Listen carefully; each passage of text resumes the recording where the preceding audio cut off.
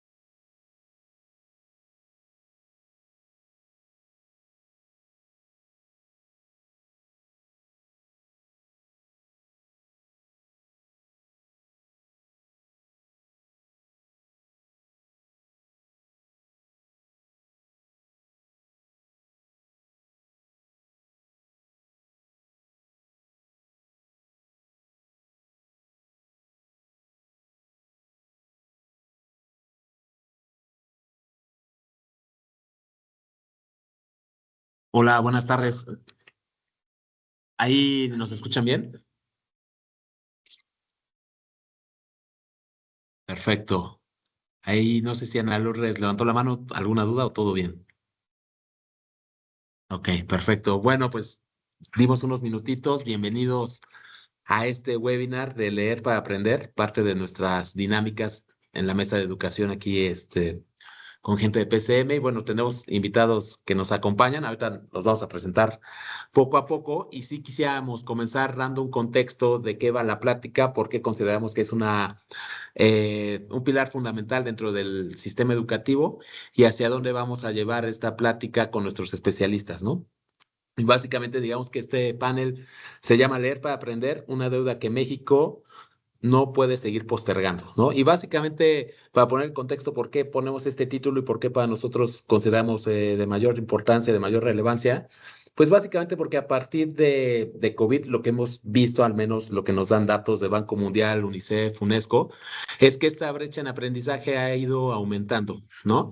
Y digamos, leer lo podemos ver como la primer infraestructura cognitiva, un potencializador de aprendizaje, ¿no? Digamos, es una herramienta básica para que entonces podamos seguir llevando actividades hacia unos niveles más avanzados.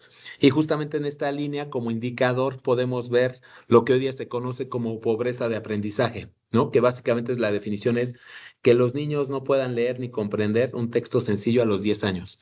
Por eso decimos que básicamente este indicador pues potencia cualquier aprendizaje, ¿no? Si tú no puedes comprender qué te están pidiendo hacer, pues eso genera o tenemos ciertas inferencias de que eso puede generar rezagos en cualquier otra área del conocimiento, ¿no? Matemáticas, química, historia, porque lo que te está quedando a ti, digamos, corto es esa capacidad cognitiva para entender lo que tienes que hacer o para entender lo que quieres realizar, etcétera. Y básicamente ahí es donde estamos partiendo este panel, porque digamos que esta pobreza de aprendizaje ha ido en aumento. Pasamos más o menos del 50% de los niños a alrededor del 80%.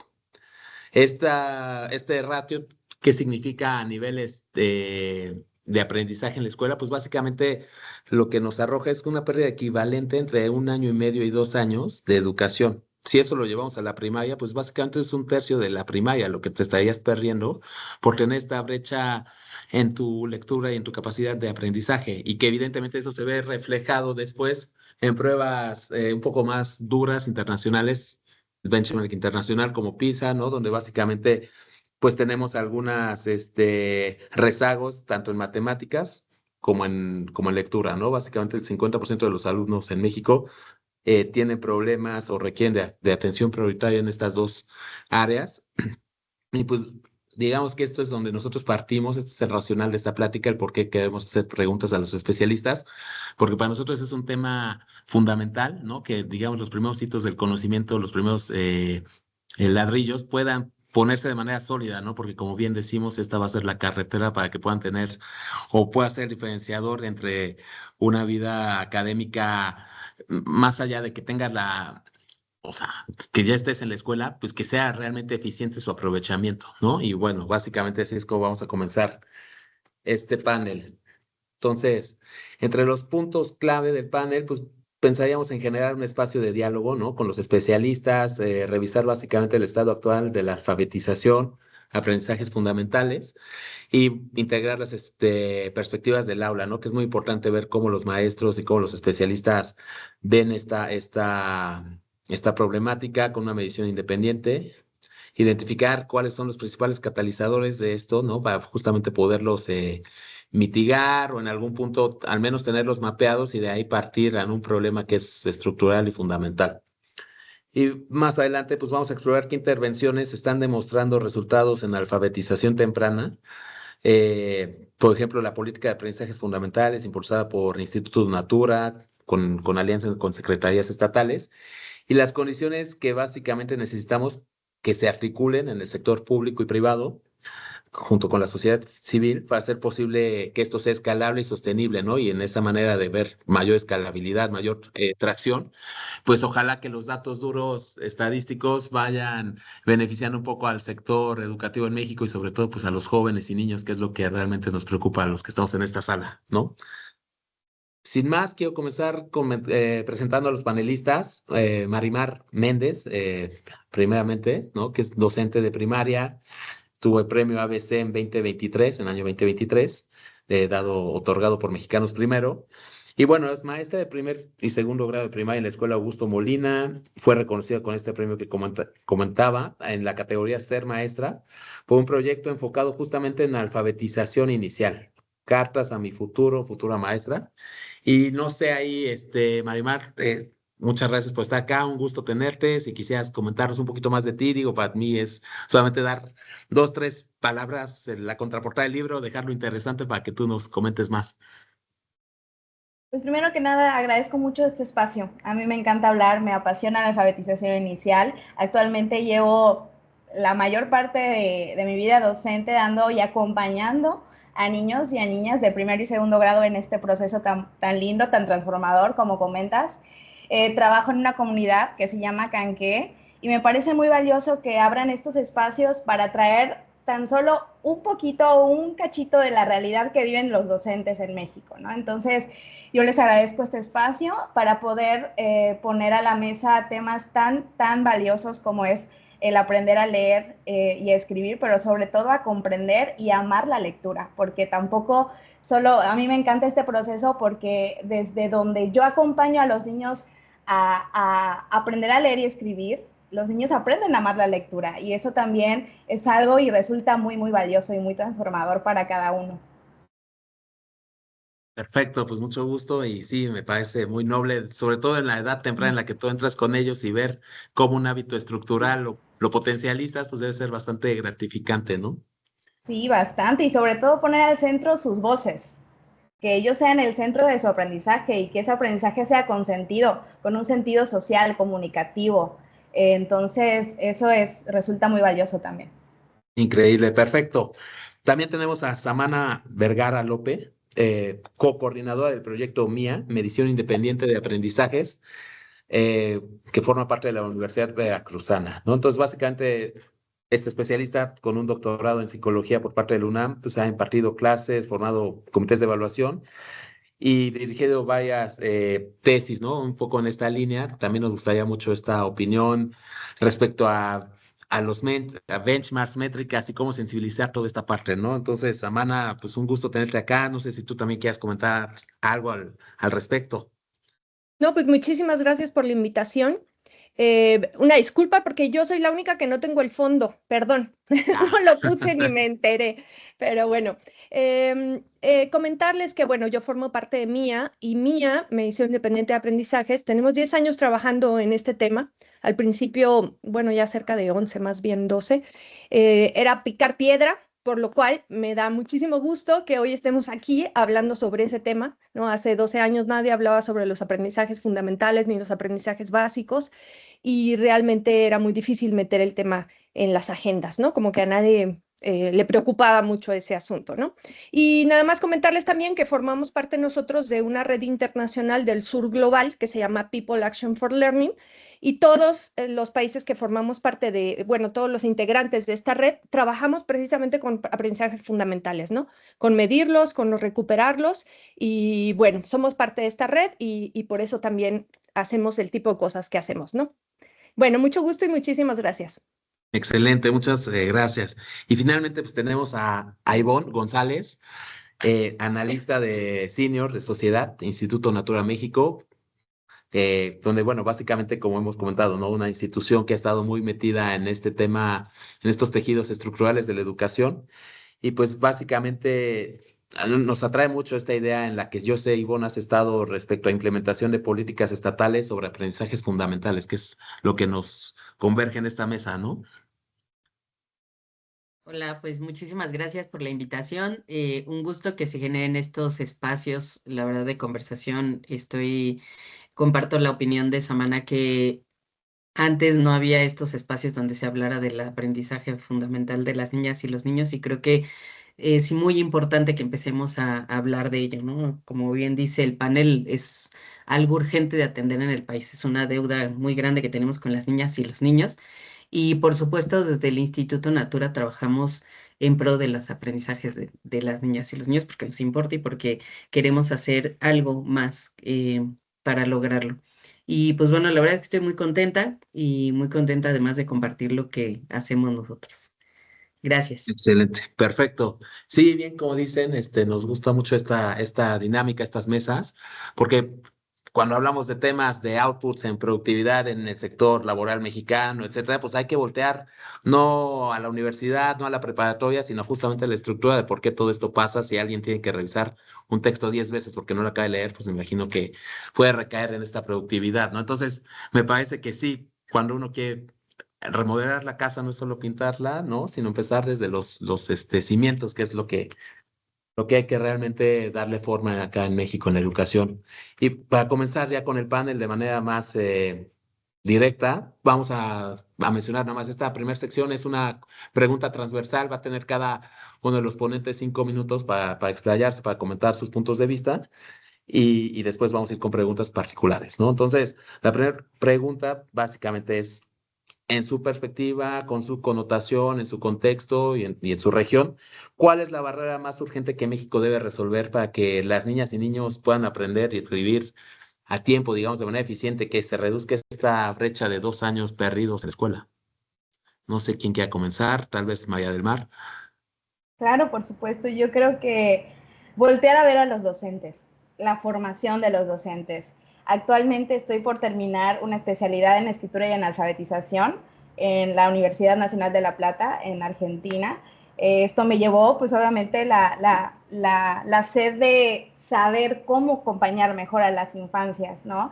Pero muchos docentes, incluso desde la normal, no cuentan con ninguna orientación en esta perspectiva.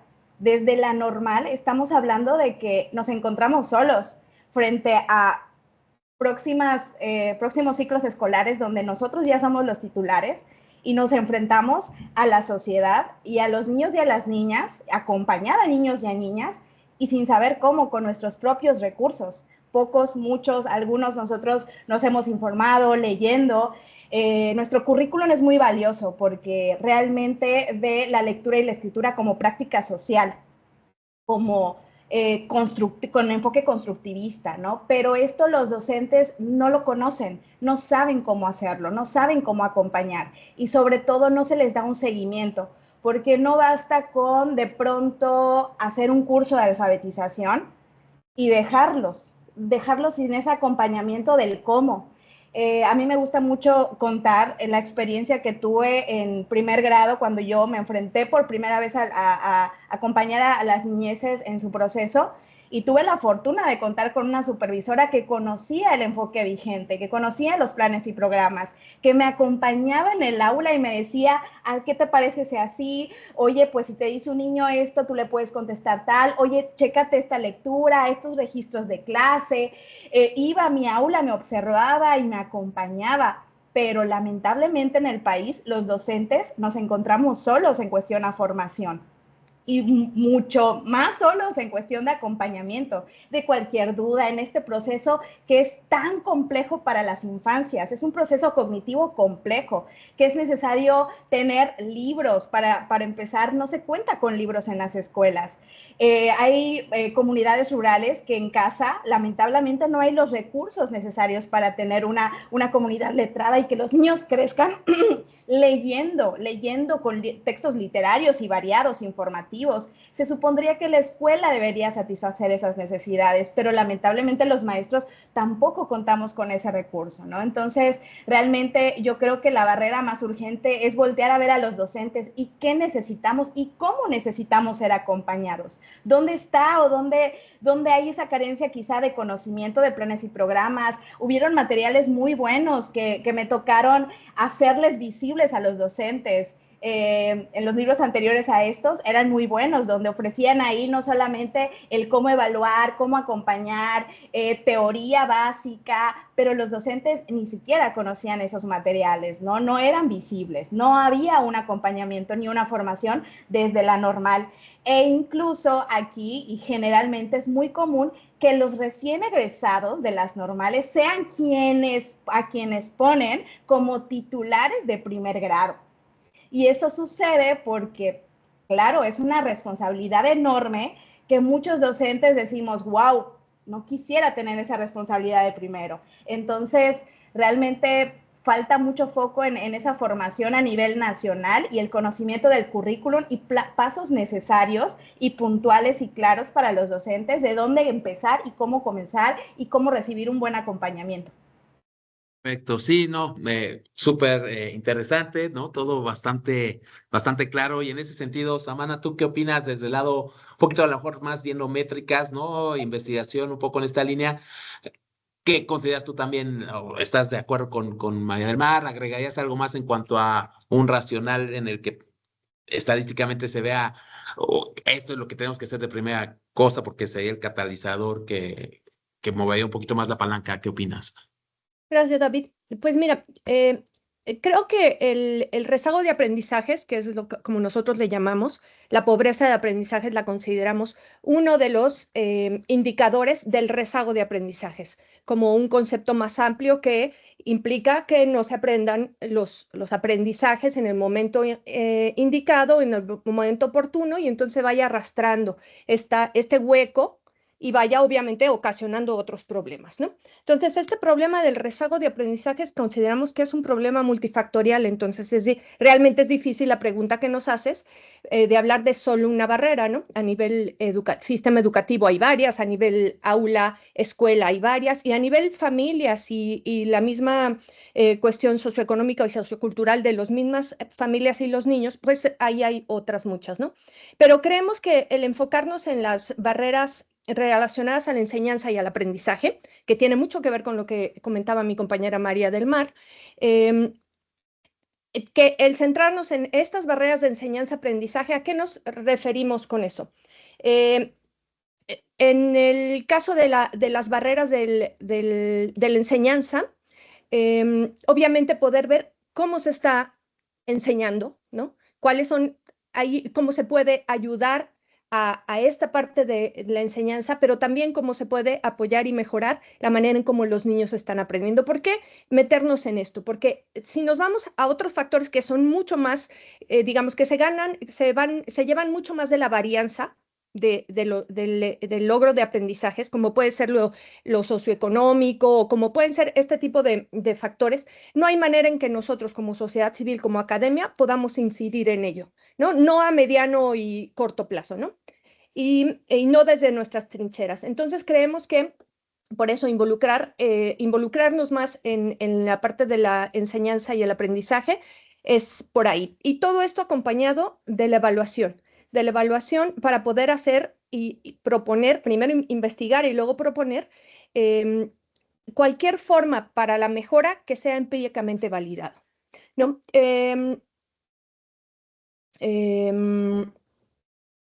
Y por eso es que tengo aquí mis anotaciones, perdón.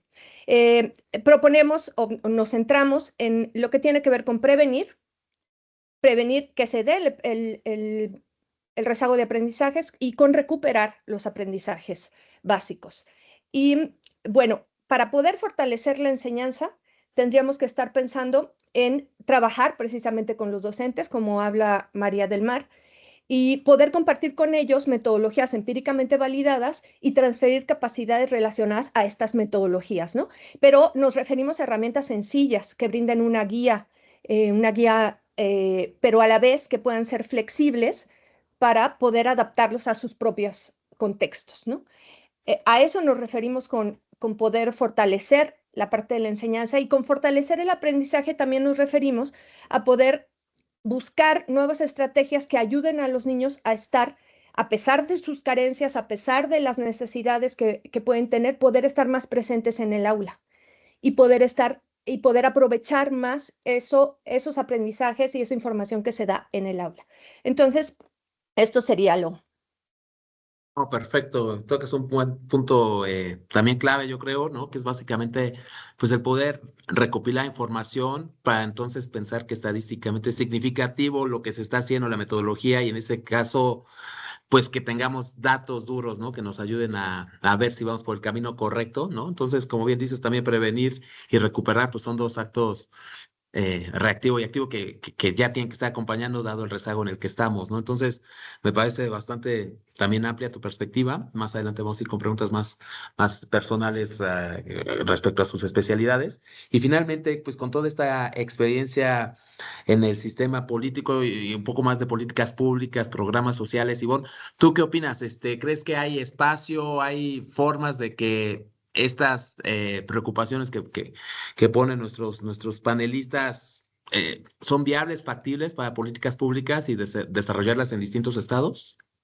Sí, mira, justo estaba escuchando lo que comentaban mis dos compañeras y creo que nosotros desde el Instituto Natura sabemos perfectamente bien que una propuesta pedagógica por sí sola no alcanza para poder lograr el aprendizaje de los estudiantes. Nosotros siempre hemos estado apostando a hacer un cambio en el sistema educativo. O sea, nosotros pensamos que no solo podemos enfocarnos en la formación docente o en la evaluación, sino tiene que haber un cambio que sea sistémico desde diferentes ejes o componentes.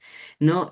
Si habláramos de una barrera, nosotros apostamos a enfocar los esfuerzos en los aprendizajes de las niñas y los niños, aprendizajes fundamentales y enfocados en lectura, escritura, lengua, matemáticas, en los primeros grados, ¿no? Porque creo que los primeros grados son fundamentales. Para nosotros el segundo grado, por ejemplo, es un momento crítico que nos permite identificar rezagos para implementar intervenciones oportunas, ¿no? Porque si esperamos a los grados superiores, pues el riesgo es que se amplían las brechas y eso va a requerir esfuerzos mucho más costosos y complejos para recuperar los aprendizajes. Entonces, yo te diría que sí, en efecto, sí es muy importante la formación docente, también es muy importante evaluar para estar identificando el avance en los aprendizajes de las niñas y los niños y por supuesto que es por ello que nosotros pensamos que un cambio sistémico es lo que puede ayudar, ¿no? Para poder librar esta barrera. Por supuesto que el cambio sistémico no lo hace la organización civil, sino es un cambio que tiene que ser involucrando al sistema educativo, donde se compromete a hacer lo que tiene que hacer, y nosotros desde la sociedad civil nos comprometemos a lograr una política para hacer lo que tenga que ser hecho para lograr el aprendizaje de las niñas y los niños, ¿no? Un cambio sistémico requiere hacer un esfuerzo muy grande, requiere tener metas muy ambiciosas, requiere ir construyendo el camino, pero no vamos solos, ¿no? Nosotros también creemos que debemos unir esfuerzos con el sistema educativo para poderlo ayudar a empoderarse, a que ellos generen este cambio en el sistema, porque nosotros no estamos dentro de ello, pero sí podemos ayudarlos a empoderarlos y a fortalecer a fortalecerlos para que logren este cambio. Entonces, yo cuando las escuchaba, la verdad es que pienso que sí, por supuesto, es muy importante, pero lo más importante es no hacer esfuerzos aislados, ¿no? No siempre pensar en que debemos cambiar el sistema para poder atender a estas barreras. Y por supuesto, para nosotros, como bien mencionaba yo hace un ratito, es enfocar los esfuerzos en los primeros grados, ¿no? Porque de ahí podemos ir trabajando en generaciones que vayan adquiriendo el aprendizaje para después poder aprender, ¿no? Tú mismo lo decías hace un rato, la lectura es un paso muy importante para después adquirir otros aprendizajes. Entonces tenemos que trabajar desde la base y para después, que después no estemos solamente trabajando para remediar, ¿no? Creo que hay que trabajar desde la base y eso es muy importante. No, perfecto. Ahí una duda nada más me queda a lo mejor para los asistentes y para nosotros, porque entendemos, ¿no? Como bien dicen, rendimientos en la plasticidad del cerebro humano, conforme van pasando los años, es menor. A lo mejor esta capacidad de poder integrar esta lectura fina, esta lectura de comprensión, como bien dices, acompañado de estos grados escolares, ¿cuál se te hace a ti que es como el intervalo ideal para tener mucha más dureza en cuanto a la docencia, en cuanto al seguimiento? ¿Qué años son para ti o para ustedes claves que consideran que sea? Nosotros trabajamos con primero y segundo grado como la intervención más fuerte. Por supuesto, tercer grado todavía hay muchos niños y nosotros en la política que implementamos hemos identificado que para el tercer grado todavía hay niños que no han adquirido los aprendizajes, por supuesto en más grados, ¿no? Cuarto, quinto, secundaria, universidad, todavía hay muchos niños que no adquieren la lectura, pero creo que es fundamental trabajar en los primeros dos grados y pues bueno, el tercer grado quizá podría ser como remedial por si todavía encontramos algún niña o niño que no ha adquirido la lectura, pero para nosotros es fundamental los primeros grados de primaria. Perfecto, de acuerdo. Y justamente en esa línea, ya como pasando un poco más al operativo, ¿no? Así que desde el aula con Marimar, ¿no? O sea, que está justo primero o segundo año, pues a mí me gustaría conocer, nos gustaría a todos, yo creo, conocer, pues cuáles son las condiciones en las que trabajas. Ya hace ratito me comentabas, ¿no? Un poco que falta esa, a lo mejor a los más nuevos, tal, les dan los años más difíciles, etcétera, ¿no? O sea, nos das un poco de ese contexto donde sí, ese acompañamiento que bien mencionas. Y justamente quisiera saber, pues, esas condiciones y esos retos que encuentras tú para acompañar estos procesos de alfabetización inicial que, como bien dices, ¿no? Al inicio la curva tiene que ser lo más inclinada posible para que entonces, pues, saber hasta dónde llega, ¿no? Entonces ahí es la pregunta, ¿no? ¿Qué apoyos tienen? ¿Qué les falta? ¿Y cómo te consideras tú estando en estos dos primeros años tan importantes? Bueno, actualmente, como les mencionaba, llevo como sí, 10 años de acompañar a niños y niñas de primer y segundo grado y eso va mucho de la mano con lo que comenta Ivonne. Por ejemplo, se ha puesto poco foco en quién enseña o a quién se les da los primeros grados, ¿no?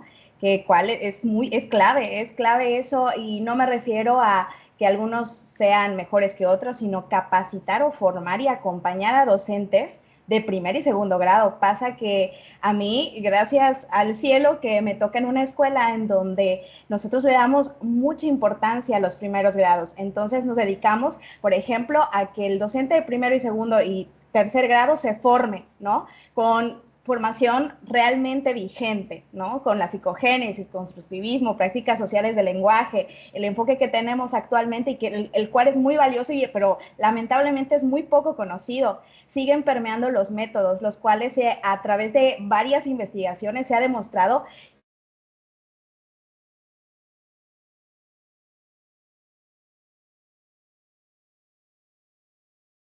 Ahí creo que te ¿Ya me perdemos un escuchan? poquito. Ahí ya, perfecto. Ah, sí, y la evidencia nos ha indicado que los métodos realmente obstaculizan la comprensión lectora, la fluidez lectora, y es lo que más permea en México.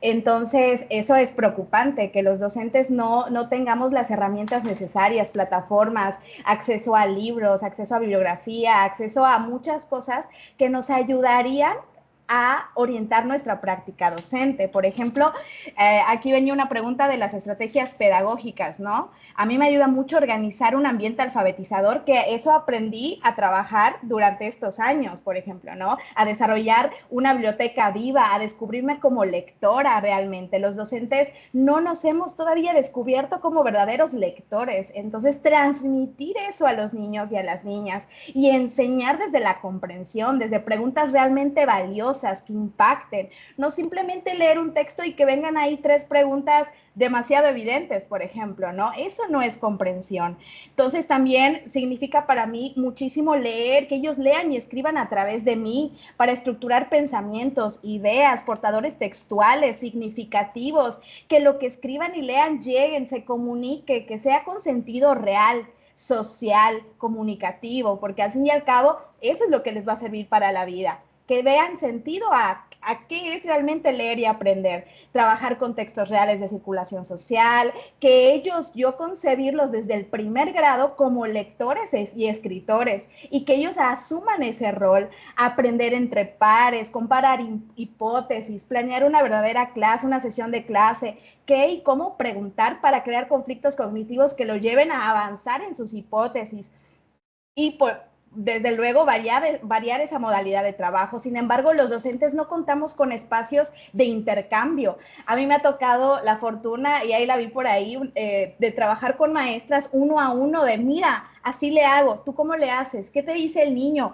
Y oye, Mar, ¿y este niño en qué etapa está? Ah, no, mira, te puede servir esto. Entonces, esas comunidades que nos hacen falta a los docentes, platicar con nuestros pares, oye, ¿tú cómo ves esto? Vamos a analizar un texto, un registro de clase, mira, yo así tengo acomodado mi ambiente alfabetizador, el calendario, las listas de nombres, yo le digo esto al niño. Entonces, realmente eso es lo valioso en la práctica docente, y no contamos lamentablemente con esa orientación, en su mayoría esos espacios y esa formación sobre todo, de podernos desapegar de esas viejas prácticas como son los métodos y que tanto han obstaculizado la comprensión lectora hoy en día, porque vemos niños que decodifican perfecto, pero al momento de platicar acerca de un texto no pueden realizar, ¿no? Entonces eso es lo preocupante. No solo leer para descifrar y codificar, sino leer para comprender, disfrutar, para hacer y para vivir, para que la lectura forme parte de su vida. Pues no, muy interesante, María del Mar, muy claro todo. La verdad es que, como bien dices, pues esa consistencia desde el profesor, ¿no? Que dé esa pasión, como tú bien muestras y mencionas, respecto a lo que es vivir la lectura, comprenderla, no quedarte en un nivel plano, irte una segunda iteración, ¿no? A esa línea de comprensión más fina, y que los involucres, ¿no? Creo que eso tiene mucho significado, y ojalá sí sea una variable que se pueda poner pronto más escalable, ¿no? De alguna forma hacer algo para que esto pueda escalar y sea algo que los maestros tengan, para que puedan contar también los alumnos, pues, de este tipo de nutrición académica, ¿no? Entonces, básicamente, un muy buen punto el que tocas, y digamos un poquito más desde la evidencia, Samana, ¿no? O sea, básicamente, ¿tú qué ves que muestra este tipo de rezagos educativos? Sobre todo, también, ¿no? Como bien comenta María del Mar, que está también, pues, en Yucatán, ¿no? En Veracruz, donde sabemos, México, pues, es un país rico en lenguas indígenas. Entonces, luego la atención, pues justo pasa una segunda derivada, ¿no? Ni siquiera es tan fácil ni tan lineal como decir, entiende lo que dice este texto, sino primero tradúcelo a tu lengua, y después vuelve con la atención, y con la misma atención y claridad a entenderlo, ¿no? Entonces ahí empezamos a unir ciertas cadenas que hacen que a lo mejor todavía se obstaculice un poco, pues, un factor fundamental como es la lectura, ¿no? Empieza a tener sus fragmentaciones, sus ramificaciones, y justamente, pues, la evidencia que muestra en esa línea, ¿no? Sobre los rezagos. David, no sé si puedo compartir. Es que les Por voy a favor. mostrar datos y es como complicado mostrar datos, ¿no? Así. Sí, por favor, Pero comparte Dice y aquí seguramente se va a ver. compartir. A ver, déjenme ver si puedo. Dice fondo, contenido compartido, en paralelo, reportero, solo contenido. A ver si me deja. Pero no me deja compartir. Dice configuración de pantalla, conceder permiso. Bueno, creo que no voy a poder compartir, ¿verdad? Porque no Si lo... quieres, se lo puedes mandar a Katy y a lo mejor Katy con el permiso que tiene, ella lo puede compartir con mucho gusto. Perfecto, se lo mando en este momento. Un Gracias. momentito. Perdón No, no. por la cuestión técnica ahorita tan...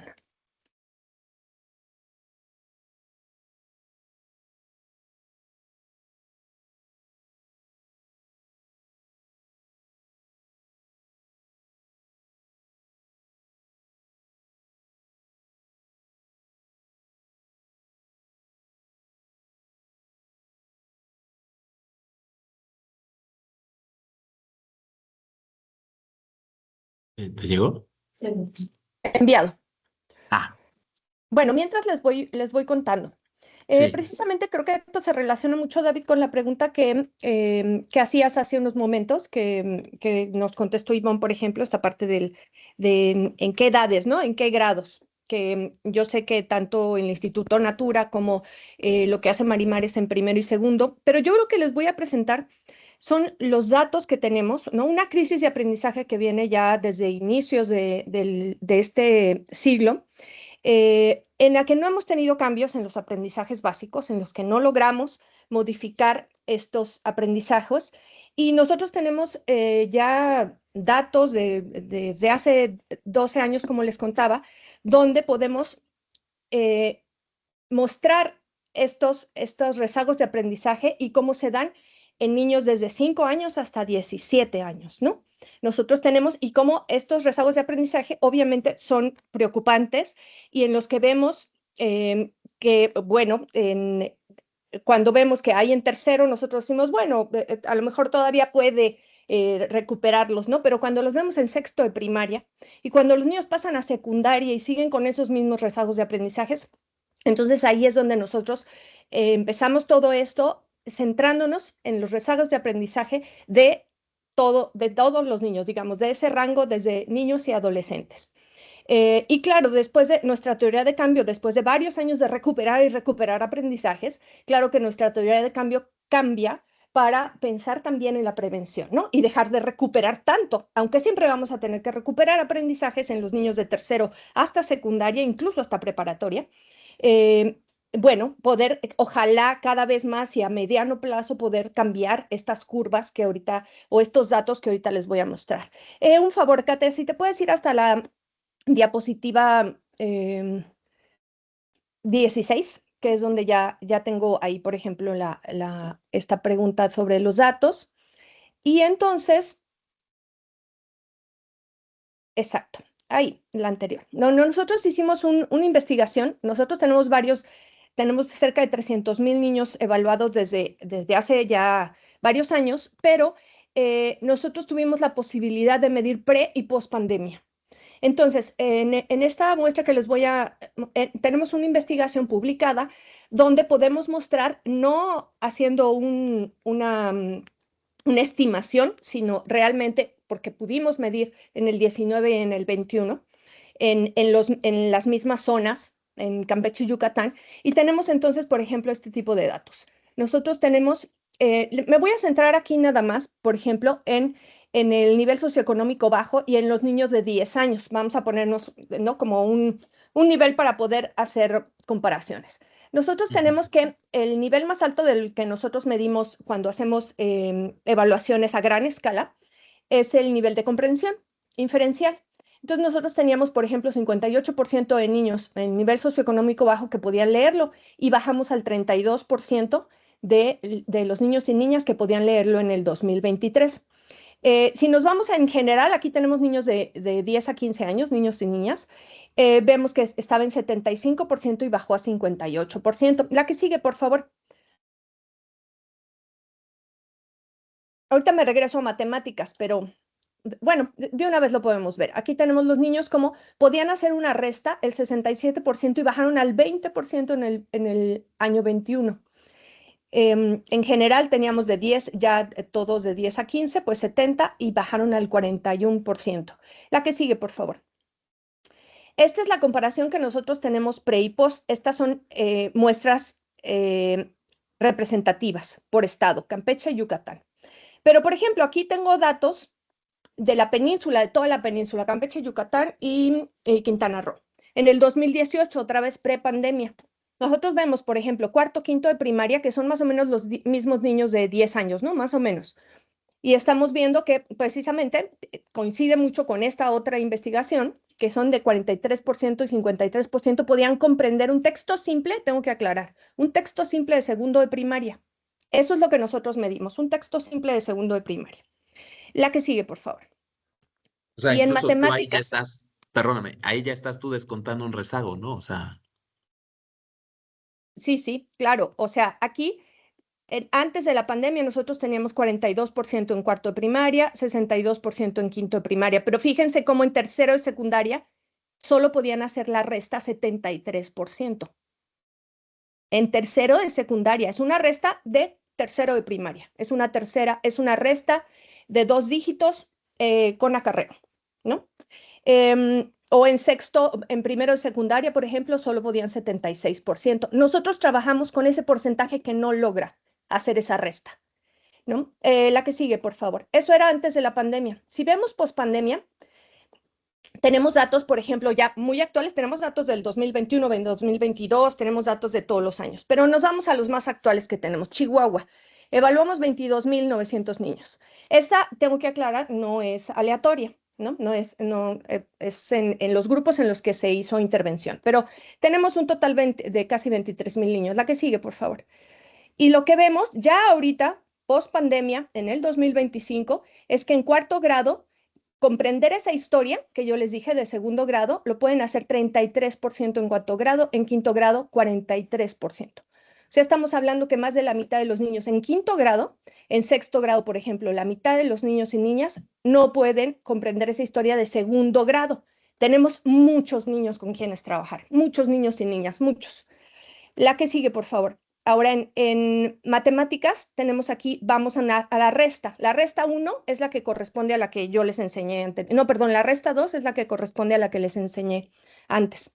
Aquí podemos ver cómo en cuarto grado solo 40% pudo hacer la resta 2. En quinto grado, 50% pudo hacer la resta 2.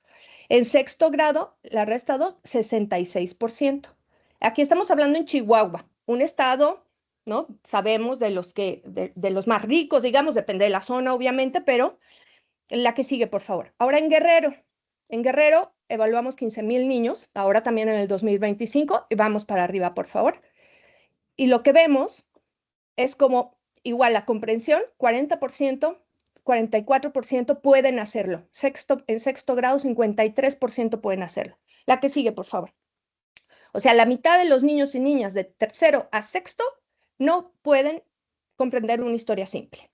Y en resta 2, igual vemos. Acá, 55% en cuarto grado, 62% en quinto grado y 73% en sexto grado. Entonces, bueno, estos datos, obviamente, cuando nosotros solo evaluábamos, eran datos muy preocupantes, pero sabíamos que no solo con evaluar y no solo con dar malas noticias podíamos hacer algo. Entonces empezamos a desarrollar nuestras intervenciones, que lo hacemos por medio de este modelo de Teaching at the Right Level, que está súper probado en la literatura científica, de que ayuda a mejorar aprendizajes básicos. Es enseñar en el nivel adecuado se basa principalmente en una evaluación. Primero tienes que evaluar para poder organizar a los niños en su nivel adecuado de aprendizaje y ahí poder recuperar aprendizajes. Entonces, claro que nos centramos en esta recuperación. Ya los otros datos, que ya no me voy a meter en eso, tienen que ver con las evaluaciones iniciales y finales que hacemos de cada uno de los niños y niñas para poder saber qué tanto mejoramos esto y qué tanto logramos pelear con el rezago de aprendizajes. Ahora, bueno, tú nos hacías otra pregunta vinculada, la que sigue, por favor. Sí, un poquito a pues digamos, juntar justamente este tipo de evidencia, ¿no? Con una complejidad mayor, ¿no? Que es a lo mejor el cambio de pensamiento, esa dualidad de lenguaje, ¿no? En las lenguas indígenas y qué tanta incidencia tiene todavía en estas cifras y hace que sea más drástico el poner atención no solamente a una lengua no nativa en ti, sino una lengua que estás también aprendiendo y aparte de eso, pues comprenderla de una manera con un volumen o amplificada al nivel que se pide de exigencia para ese grado. Claro, nosotros también nos hemos metido por ejemplo, desarrollamos este modelo MIA que implica evaluación, capacitación, intervención, seguimiento y monitoreo. Todo este modelo lo pasamos a la Nehuatl Tzotzil y ahorita en este momento lo estamos pasando al CELTAL, ¿no? Porque es muy importante poder lograr que los niños se alfabeticen en su lengua materna, en su L1. Y bueno, eso es algo que aunque está en los programas de gobierno, realmente no se logra en la práctica. Entonces, bueno, estamos trasladando esto, estamos tratando de ir a las otras lenguas, a las que más se hablan en los diferentes estados. Ahorita estamos en Chiapas, obviamente, y entonces, bueno, tratando de desarrollar en estas lenguas. Y también quería comentarles la siguiente, por favor. Ya, perdón, para terminar mi participación ahorita, que nosotros, estas evaluaciones independientes que nosotros hacemos desde hace varios años, que les conté que formábamos parte de esta red en la que los 18 países trabajamos en este tipo de aprendizajes fundamentales, en esta red se hizo una evaluación común que se llama ICANN-ICAR. Es muy parecido a lo que nosotros hacemos en MIA, pero bueno, lleva otros componentes. Esta evaluación se validó en estos 11 países que aparecen ahí. La validamos acá también y la aplicamos a nivel nacional acá y en estos otros 11 países se aplicó. Y la importancia de esta evaluación, si bien todos los datos de PISA, de ERCE nos dan datos importantes, no se centran en aprendizajes fundamentales. Lo que nosotros hacemos en PAL es centrarnos en aprendizajes fundamentales y además hacemos evaluación formativa, pero también sumativa. Y eso es lo que hicimos con ICANN-ICAR. Entonces, aquí lo que nosotros logramos, la que sigue, por favor, es que estas evaluaciones independientes, esta evaluación alternativa ciudadana que nosotros hacemos en PAL, en la red, después de un largo proceso de evaluación, el Instituto de Estadística de la UNESCO y las evaluaciones nacionales de aprendizaje, bueno, esta otra organización que depende de UNESCO, han concluido que el diseño y la implementación de las evaluaciones ICANN-ICAR se ajustan a los criterios de presentación de informes del ODS 411. La red ha sido muy importante defender que ese ODS 411, que es el indicador que habla de que las niñas y niños puedan leer y hacer operaciones aritméticas. Y hemos logrado que estas evaluaciones independientes se tomen en cuenta para el ODS 411. Muchas gracias. No, muchas gracias a ti por traer datos tan puntuales, ¿no? Y como bien dices, a lo mejor hay que hacer este segundo clic en lo que es un subconjunto mucho más importante y también para nosotros en esta plática, pero más allá de esta plática, que es el aprendizaje fundamental, ¿no? O sea, hacer pruebas que a lo mejor van un poco en capas no superficiales, pero sí en una capa donde se asume ya ciertas condiciones posiblemente iguales, homogéneas, ¿no? En los alumnos, pues te lleva a resultados de decir, ¿cómo es posible que el 50% en evaluaciones de PISA sean muy drásticos, muy dramáticos? Pero la realidad es que a lo mejor, como dices tú, a lo mejor hay que empezar con este muestreo en capacidades más fundamentales, ¿no? Y de ahí, pues evidentemente ir hacia adelante pidiendo progresos, pero pedir progresos donde a lo mejor ni siquiera hay una carretera cimentada, pues sería a lo mejor hacer unos planes poco sistémicos, ¿no? O poco creíbles, ¿no? O sea, hay que ir poniendo el camino para poder llegar a las evaluaciones de mayores grados, pues ya tener una preparación un poco más homogénea para que entonces ahí también los resultados sean un poco más beneficiosos. Y finalmente, Ivonne, pues, digamos, en esta misma línea, que han sido dos puntos muy valiosos, muy válidos, muy ricos, tú desde el lado de la implementación, pues, ¿qué opinas, no? Misma pregunta, ¿no? O sea, básicamente, ¿qué consideras tú, ya sabiendo los datos duros que tenemos, lo que ven los docentes en el aula?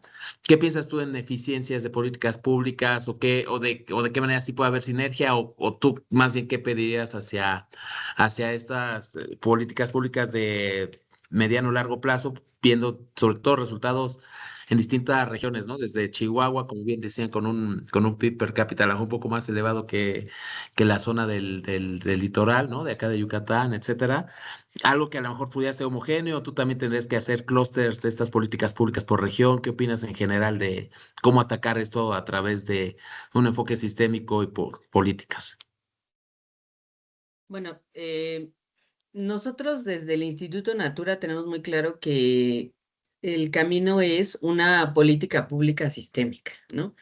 Y por ello nosotros estamos apostando por el trabajo articulado y colaborativo con liderazgo de las autoridades educativas estatales y centrado, por supuesto, en la mejora del aprendizaje como un proceso complejo, ¿no? Que requiere un abordaje y un abordaje sistémico y con un compromiso de largo plazo. Nosotros, por ejemplo, lo que sí hacemos es alianzas con distintas secretarías de educación. Ahorita que veía los datos de Samana, sí me parecía bastante interesante y ahorita voy a abordar un puntito de evaluación. Porque nosotros lo que intentamos es apoyar, bueno, lo que hacemos, no intentamos, lo que hacemos es apoyar en el diseño e implementación de políticas de aprendizajes fundamentales básicamente ahorita en lengua, en lectura y escritura, y está enfocado en los 3 primeros grados de primaria. Aunque, por supuesto, los datos que ahorita nos cuenta Samana, pues tiene, o sea, hay mucho trabajo no solo en los primeros años, sino también en los grados superiores, porque ya se está convirtiendo en, ¿no? Después de la pandemia, esto se empezó a convertir en un problema muy, muy grave, ¿no? O evidenciarse como un problema mucho más grave de lo que pensábamos. Y nosotros decidimos enfocarnos por ahora con los 3 primeros grados de primaria, ¿no? Dentro de estas alianzas, lo que hacemos nosotros es impulsar con cada uno de los estados. Ahorita estamos trabajando con 11 estados de la República. Ya vi por ahí en los datos de semana algunos de los estados donde estamos aplicando y valdría la pena darle seguimiento a estos resultados.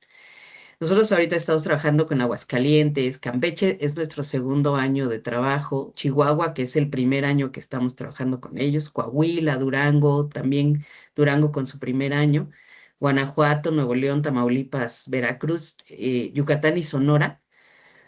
Y nosotros trabajamos con ellos a partir del diseño de esta política estatal y cada uno ha ido haciendo adaptaciones de esta política de acuerdo a su contexto, a su espacio, a sus necesidades, pero siempre teniendo como primordial 6 ejes, que son para nosotros 6 componentes que abonan a esta visión sistémica. Y es, como yo decía hace un rato, no solo una propuesta pedagógica, pero sí la propuesta pedagógica es parte de estos componentes que nosotros pensamos que sí deben estar en una propuesta de implementación de una política de aprendizajes fundamentales. Y debe ser una propuesta pedagógica que esté enfocada al aprendizaje de las niñas y los niños en lectura, escritura, que incluya materiales, que estos materiales puedan ser de fácil acceso para los estudiantes, para los docentes, para los escuelas mismas. Y pues bueno, nosotros trabajamos con una propuesta pedagógica desarrollada por Fundación Zorro Rojo que tiene estos recursos enfocados al aprendizaje de la lectura.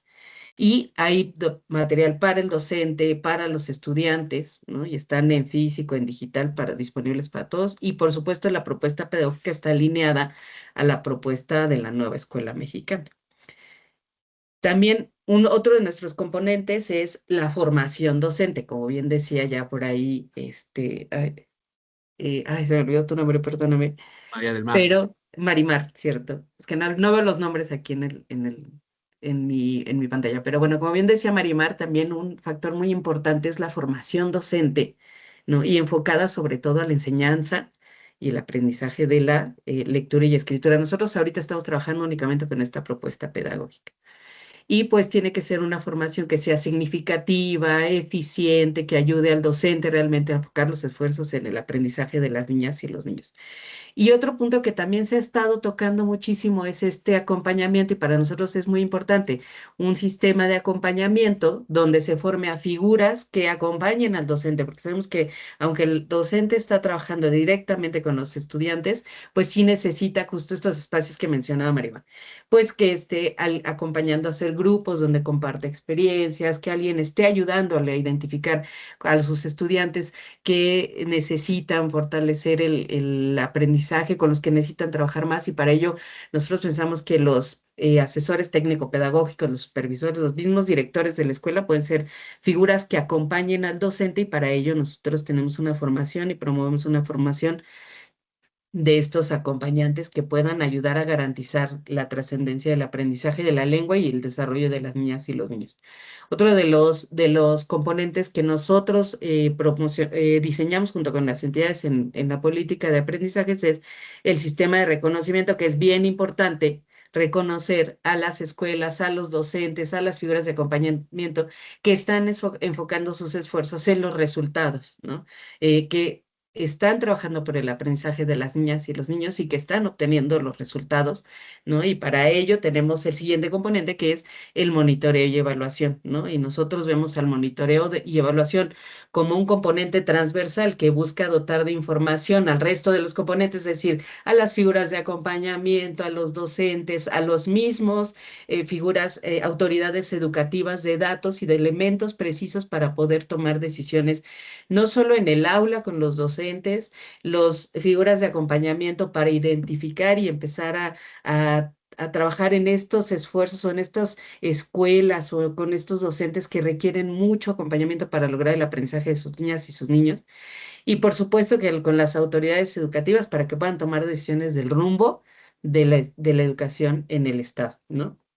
Nosotros vemos, por supuesto, en el monitoreo y la evaluación como un elemento transversal que puede ayudar a identificar áreas de oportunidad, que puede ayudar a la toma de decisiones basadas en datos y que, pues bueno, hace posible analizar la implementación de la política a través del tiempo. Es decir, no solo ver lo que está sucediendo ahorita, sino también ir haciendo un rastreo de cómo hemos ido avanzando en el logro de los aprendizajes, ¿no? Y por supuesto que todo eso se puede lograr siempre y cuando tengamos el compromiso político de las autoridades educativas. Y nosotros por eso trabajamos lado a lado con las autoridades de los estados donde estamos acompañando, porque esto funciona si hay el liderazgo de las autoridades educativas, ¿no? Y ellos son los únicos que pueden garantizar el éxito de la política. Nosotros acompañamos, ayudamos con recursos y pues donde podemos actuar nosotros tratamos siempre de hacer la diferencia, pero por supuesto necesitamos siempre de las autoridades que hagan posible todo esto. Entonces, nosotros necesitamos que los gobernadores empiecen a visibilizar el problema, comunicar las acciones que están haciendo para poderlo solucionar, hacer un monitoreo estratégico, a los secretarios de educación comprometidos, dando dirección, articulando a diferentes sectores como a Hacienda, a los senadores, a los sindicatos, para que esto no se quede solamente en una propuesta de una administración, sino que pueda trascender, ¿no? Y ahí me voy a otra pregunta que por ahí estaba, que tenía cuando estábamos preparando el panel, que es, ¿cómo puedes hacer que esto sea sostenible? Pues por supuesto que es básico que tiene que tener el liderazgo de las autoridades educativas, ¿no? Y de los gobiernos que están actualmente. ¿Cómo lo hacemos que esto trascienda a las administraciones? Pues por supuesto tiene que haber todo un apoyo de diferentes áreas para que haya presupuesto, para que esto esté integrado en la planeación estatal, que se define equipos que den seguimiento puntual al avance de los aprendizajes de los niños, que haya una comunicación institucional de las acciones que está haciendo el Estado por el aprendizaje, el liderazgo, una estrategia de institucionalización de la política que realmente ponga la normativa, el presupuesto, para que este tema pueda trascender, ¿no? Entonces, solo así podemos hacer o visibilizar un cambio, ¿no? Y esto es bien importante. Y retomando un poco el tema de la medición, nosotros, por ejemplo, sí impulsamos, ¿no? Toma de decisiones basada en evidencia, ¿no? Nosotros, con los estados donde estamos trabajando, hemos identificado que hay estados que todavía siguen evaluando. Tienen evaluaciones para medir sus avances, para medir el aprendizaje. Y nosotros, por ejemplo, por primera vez con el apoyo justo de Promotora Social México y en acuerdo con los diferentes estados, desarrollamos una evaluación que está midiendo propiamente la alfabetización. Y esta evaluación la desarrollamos junto con expertos en evaluación, en alfabetización y en métricas. Y lo que vamos a hacer es medir la fluidez lectora, la comprensión lectora y la escritura en segundo grado de primaria. Y esto es como una brújula, nosotros le llamamos la brújula de lectura, porque es una brújula que nos va a permitir identificar el avance de las intervenciones que se están haciendo a través de la política de aprendizajes. Para nosotros es importante no solo medir el sistema con esta evaluación, sino también hay una evaluación que ayuda al docente, una evaluación formativa que ayuda a que el docente en el aula pueda identificar el rezago de sus estudiantes y en consecuencia pueda actuar para poder ayudarlos, ¿no? Entonces, como yo mencionaba, nosotros apostamos por una intervención, por una política sistémica que realmente ayude a cambiar todo el sistema. Por eso es que en nuestra propuesta está el cambio desde el docente, desde la estrategia pedagógica y hasta el compromiso con las autoridades, porque se requiere hacer un cambio realmente de paradigma para lograr el aprendizaje de las niñas y los niños. Entonces, pues bueno, ese es lo que nosotros hacemos y desde donde nosotros intervenimos. No, bastante completa tu perspectiva, tu intervención.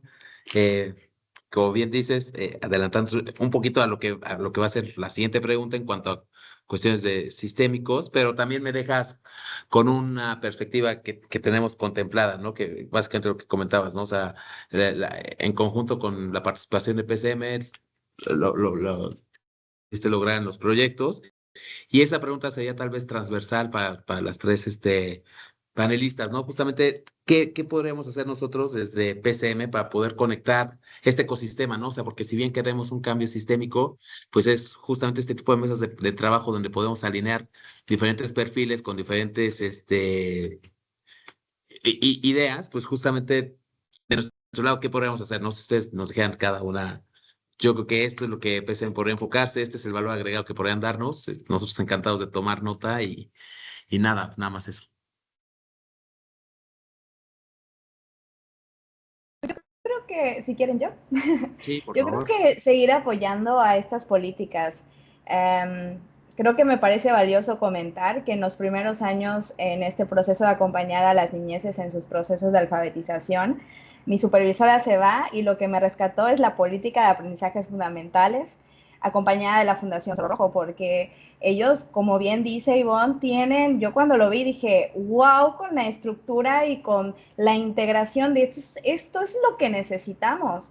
O sea, porque desde supervisores, directores, clases muestras, material tangible, material en línea, los proyectos con las preguntas exactas que se le deben de hacer a los niños y a las niñas en este proceso, pero también un kit de alfabetización, pero también cómo intervenir en la lectura, pero, o sea, yo estaba soñada con eso y yo a todas las que le podía les decía, inscríbanse por favor a esto, es una joya, esto es la alfabetización, esto es la alfabetización en perspectiva amplia. Entonces ahí algunas amigas docentes, amigos docentes iban implementando, oye Mar, sí es cierto, con miedos, con incertidumbres, pero ahí iban. Aquí solo es importante focalizar nada más para el seguimiento, perdure esto, es que yo he notado que, y básicamente la naturaleza de la docencia es que hay muchos cambios. Entonces, de pronto llega un maestro nuevo sin esta, digamos, sin esta visión o esta formación, y luego hay otros cambios, y luego es demasiado importante, yo creo, que este trabajo sistémico, integrado, realmente se propongan acciones para repensar un modo de cómo designar, no sé si es posible, a quienes acompañamos a los niños y a las niñas en cada escuela, desde los supervisores. Me he topado con amigas mías docentes que implementan esto, algo nuevo, a pesar de que ya lleva años vigente, algo nuevo, y se topan con directores y supervisores que no están en sintonía. Y es demasiado duro el que tú te estés preparando para una joya como esta, que estés invirtiendo tiempo, dedicación, con toda incertidumbre, y que luego te digan, no, así no, ¿no? Cuando sabes que realmente estás enseñando no solamente para que aprendan a leer y escribir, sino para que comprendan. Entonces, realmente yo creo que la manera de apoyar es esta, visualizarlo. Como bien decía Ivonne, con los gobiernos, con las políticas públicas, el ponerlo visible, la importancia, las experiencias de los docentes, que hay una infinidad de docentes haciendo maravillas con esta política y poder visibilizarlas, tener experiencias, intercambios, comunidades, que vayan a visitar las aulas, ¿no? Entonces, realmente creo que su aportación podría ser bastante. Y ahí de una manera soñadora tener una plataforma digital en donde podamos consultar, leer. A mí me ayudaron mucho en su momento, hace como 10 años, leer registros de clases, de maestros, de cómo responden los niños, experiencias. Realmente esta política es una joya porque además los videos son concretos, con ejemplos, con materiales descargables. Es increíble lo que ha sido y realmente esperemos, y yo confío en que los maestros puedan aprovechar desde los supervisores, ATPs, directores, y que sobre todo los gobiernos le den la importancia que se merece, ¿no? Entonces, en eso, y si me pongo a soñar más, libros, literatura, en invertir en esto, porque los niños y las niñas aprenden a leer leyendo y escribir escribiendo, ¿no? Entonces, eso es lo que yo pensaría y soñaría. Perfecto. Ahora sí que literalmente arrastrando el lápiz, ¿no?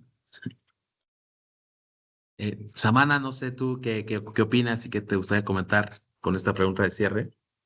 Gracias. Sí, creo que la sostenibilidad es uno de los problemas más grandes que tenemos para los proyectos que hacemos tanto en la academia como en la sociedad civil. Bueno, de hecho, la academia casi no se mete en el hacer proyectos, o sea, es difícil enlazar la academia con la práctica, pero los que nos metemos en esta parte creo que es uno de nuestros retos, ¿no? La sostenibilidad. Y creo que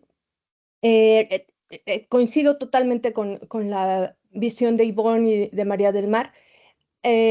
Lograr meterse en los sistemas es lo que, o sea, lograr meterse en el sistema educativo y que quede algo como fijo ahí y de que quede algo como lo cotidiano, em, como ya dentro de la dinámica escolar, es lo que esperamos, es lo que deseamos, es por lo que trabajamos, ¿no?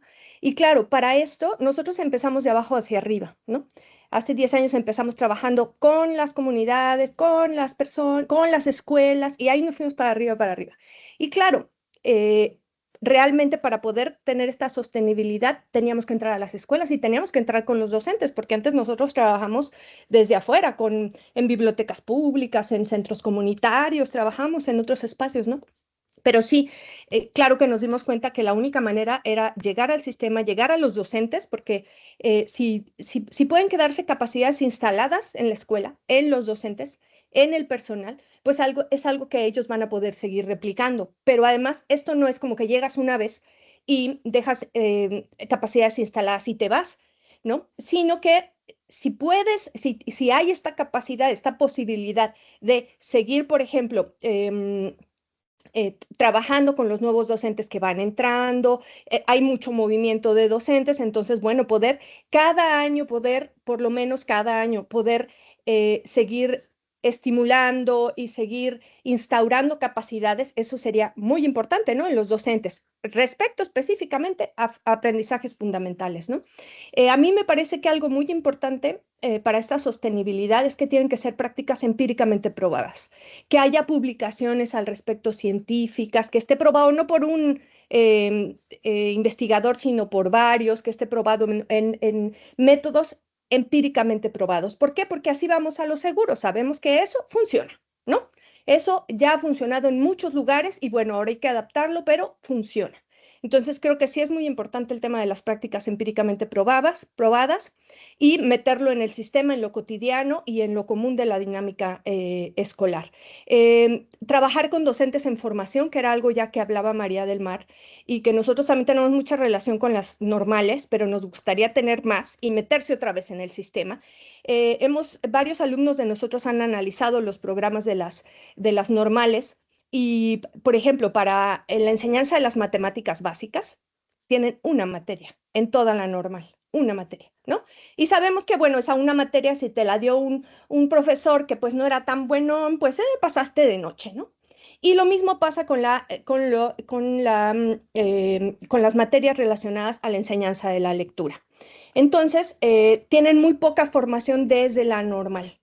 Entonces, consideramos que es un punto elemental meterse en los profesores en formación y poderles dar otra vez estas herramientas, estas metodologías empíricamente probadas para que ellos la puedan utilizar. Porque lo que vemos es que en la realidad, en las escuelas, los profesores, las profesoras utilizan pues lo que a ellos les enseñaron, por ejemplo, lo que alguna vez probaron y les funcionó, o incluso se meten a internet y lo primero que encuentran, ¿no? De materiales, de evaluaciones, de exámenes, de todo esto, ¿no?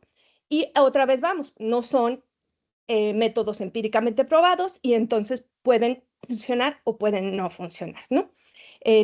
Obviamente, también instrumentos que no están empíricamente validados, ¿no? Ahí vienen problemas. Y creo que en general yo terminaría esto diciendo como brindarles a los docentes soluciones para un problema que ellos saben que tienen, que nosotros sabemos que tienen y que todos sabemos que tienen, que es lidiar con diferentes niveles de aprendizaje en sus alumnos. Y como dicen, bueno, es que este niño, por ejemplo, en sexto de primaria, este niño ya sé que no puede leer, pero pues no me voy a regresar, ¿verdad? A enseñarle. Pues no tengo ni tiempo, tengo un montón de actividades, un montón. Entonces, bueno, sé que estos 10 niños, pero yo me enfoco en los otros 30 que sí pueden leer y que puedo seguir avanzando en el currículum, ¿no? Entonces, consideramos que es muy importante detenernos en la detección, en la intervención y en la prevención, ¿no?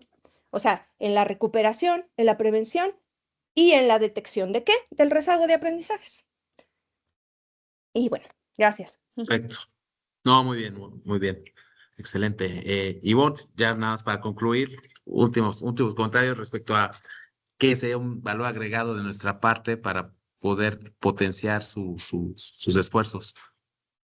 Pues yo te diría que seguir apostando por el trabajo con las políticas educativas. O sea, para nosotros es muy importante la colaboración que hemos tenido con ustedes para el desarrollo, por ejemplo, de esta evaluación de sistema. Creo que ha sido para nosotros muy valiosa porque nos va a permitir justo tener una medición de cómo vamos avanzando en esta política.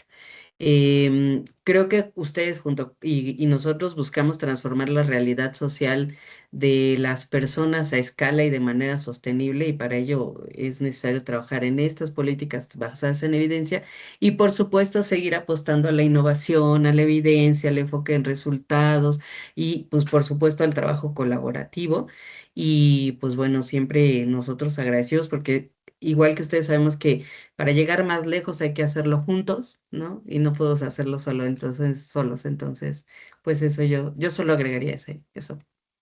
No, muy bien, excelente, excelente. Aquí Katy tiene una pregunta adicional, entonces, Sí, esa- a inspirar. no, adelante.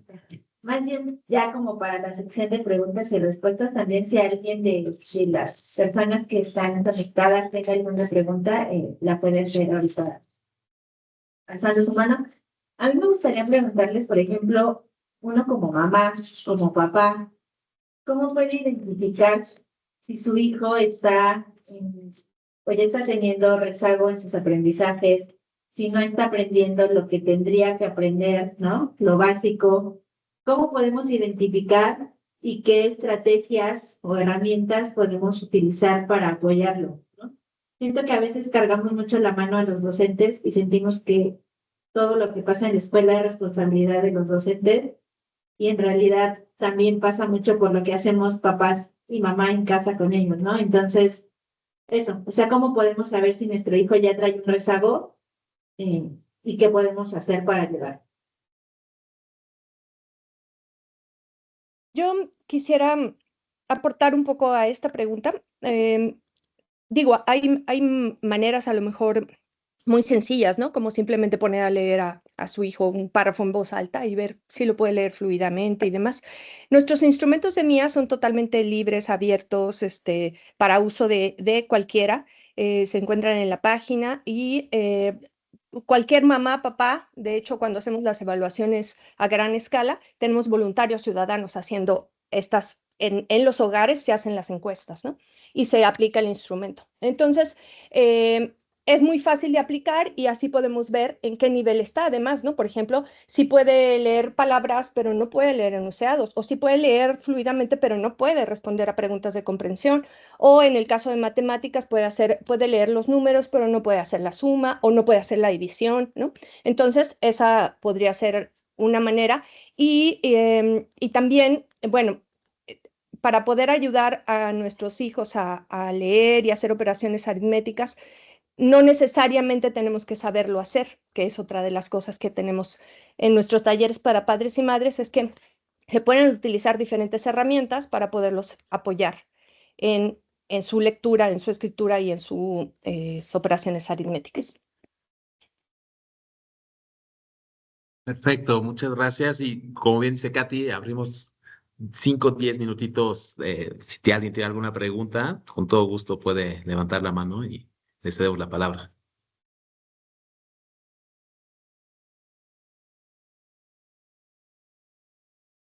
Yo nada más para completar a tu respuesta, Katia, yo creo que la oralidad, jugar con la oralidad, canciones, escribir con sentido. Yo de pronto le digo a las familias de mis alumnos y alumnas que en lo cotidiano estamos rodeados de textos con sentido social.